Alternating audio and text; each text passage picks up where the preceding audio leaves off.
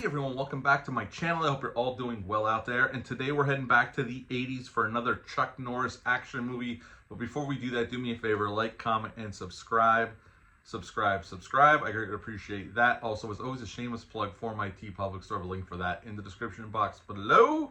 And we're going back to 1984, folks, for Missing in Action. Missing in Action came out November 16th of 1984. It's rated R. It's an hour and 41 minutes long, had a budget of $2.5 million, and upon release, this is a nice size hit for Cannon movies, Cannon Films. It made $22.8 million. Now, to direct this film, they brought in Joseph Zito. On this same year, Joseph Zito also did Friday the 13th Part 4, and he did The Prowler in 81, and the next year he would work with Cannon and Chuck Norris once again on Invasion USA. Chuck Norris is in this film as Colonel Braddock. And he was coming off of Silent Rage in 82, with Force Vengeance also in 82, and Lone Wolf McQuade in 83.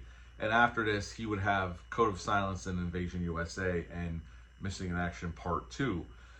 Now, right at the beginning of this film, we see Braddock having a flashback to Vietnam. He's having a nightmare. He wakes up. He was a POW. He was a prisoner of war in Vietnam.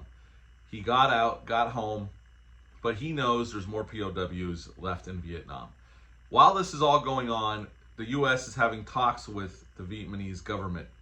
So Braddock is asked to go back to Vietnam. So he goes with this group of politicians back to Vietnam, where he's accused of war crimes during the war. And one of the guys they bring a group of Vietnamese people in, like they're totally setting Braddock up because they know that he knows there's still POWs in the country.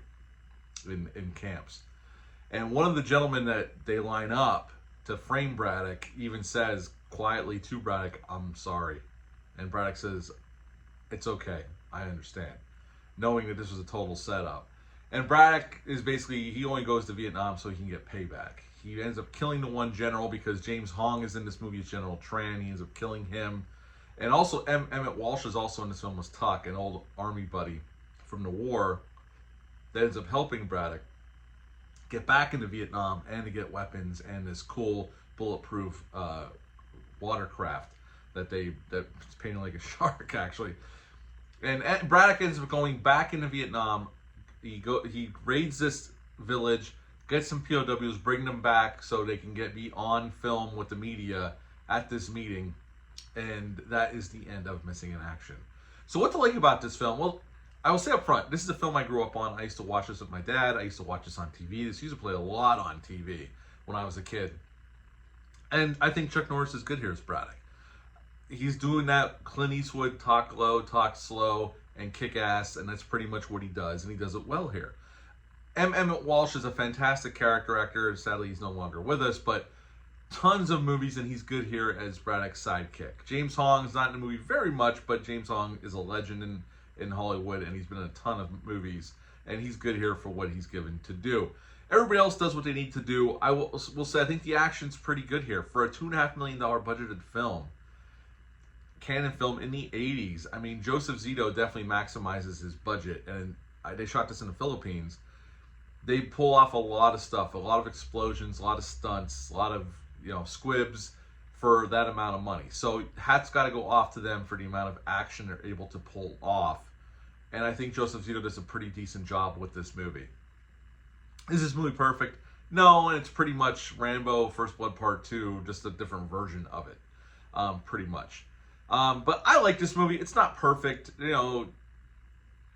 I'll never claim it is, but it's a movie that I have nostalgia for, and it's a movie that I'm glad I own. I do watch this once in a while. I'm a Chuck Norris fan, so I do like this movie, although I will say it's not his best movie. But it's definitely one. We're going to go through the second one and the third one. But this was filmed back-to-back with the second one, which the second one, Missing in Action 2, the beginning, was actually supposed to be the first film in this franchise.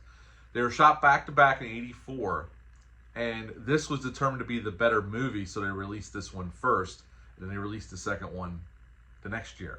So that's how that came about. We will talk about Missing in Action Part 2, the beginning, coming up pretty soon on the channel. This was Chuck Norris's first movie out of a 5-picture deal that he signed with Cannon.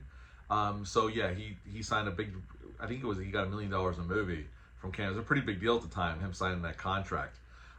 Chuck Norris wanted to make this film because his younger brother was killed in Vietnam in 1970, so he kind of did this movie in his mind as in memory of his brother that was killed during the war in 1970 in Vietnam. Anything else about this movie?